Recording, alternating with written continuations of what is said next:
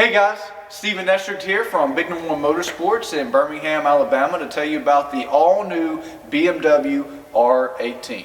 BMW has gone all in with this impressive piece of German machinery, drawing on the history of innovation and success that BMW has been known for throughout the motorcycle world, and combining that heritage of history and success with the modern technology that we've all come to know that BMW has been working on perfecting for the last 100 years.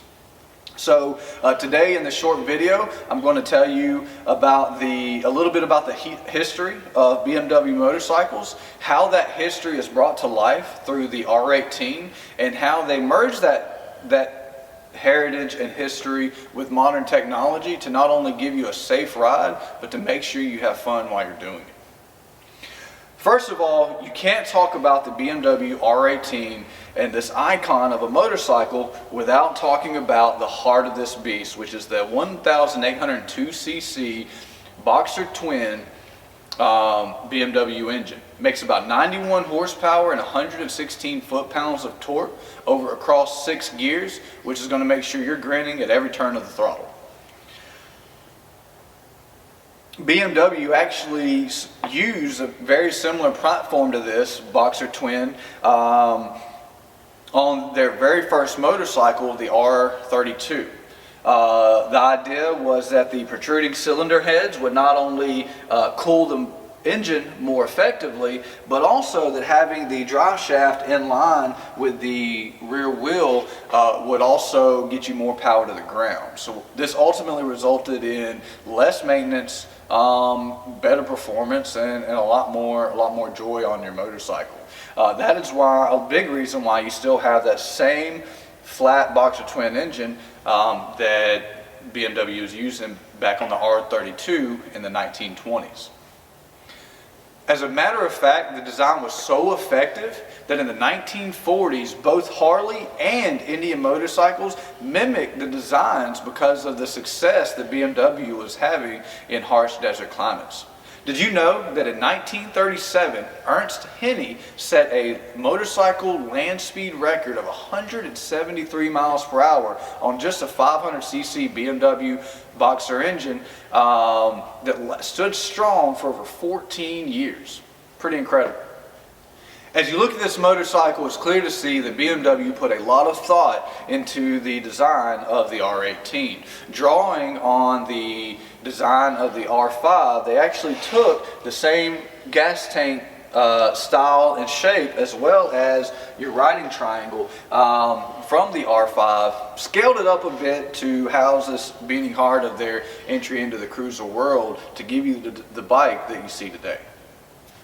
In early motorcycle designs, many manufacturers use what is known as a hardtail rear suspension, where basically you don't have any springs in the back to absorb the bumps.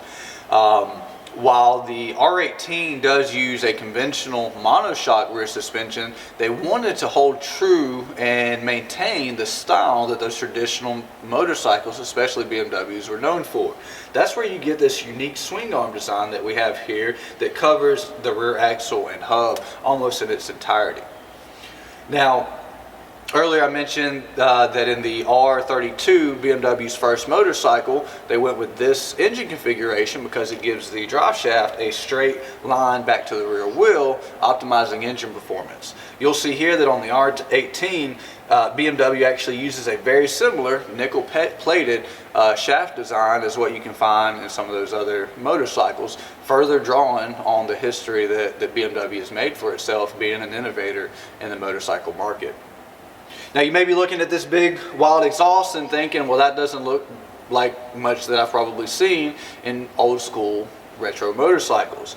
BMW actually took their inspiration for this beautiful exhaust system from a very early prototype BMW that never actually saw production. In a way, giving life to a bike that was a forgotten piece of history here in the R18.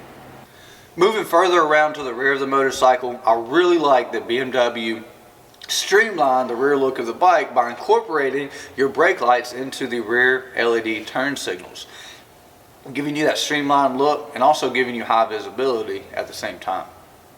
So towards the front of the bike, you'll notice that BMW did use a traditional styled headlamp on their R18, though it is illuminated with LED technology. It's not only going to light up the road ahead of you, but also make sure you stand out on the road ahead. The steering assembly and the front wheel are joined together with BMW's telescopic front forks.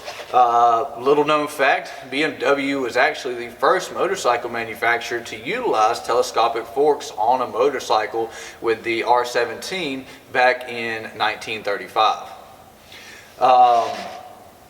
Further down, another little known fact that not many people know is that in 1988, BMW actually released the first production motorcycle with ABS brakes, the K100.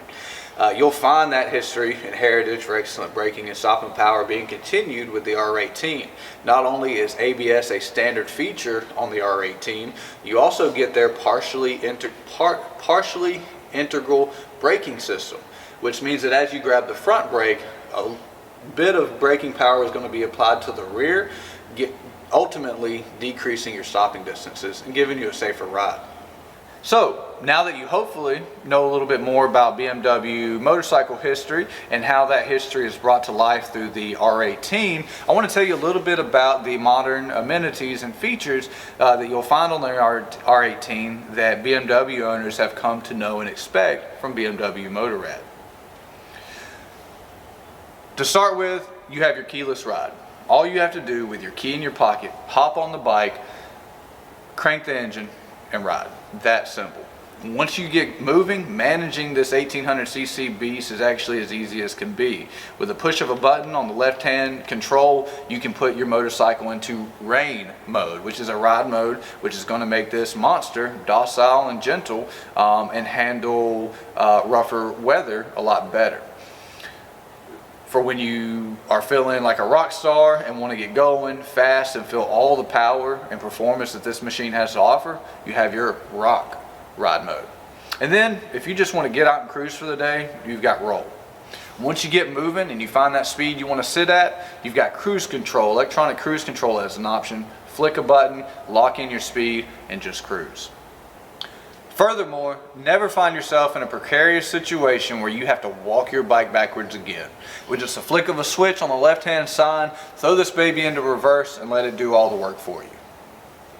Combine that with their hill start control, which is going to allow you to allow the bike to hold its position even while on a hill without you having to cram the brake, all on its own accord. And then of course let go of that brake once you give it throttle. Is just going to, all those technologies combined is just going to make riding this beautiful piece of history a blast all the way around.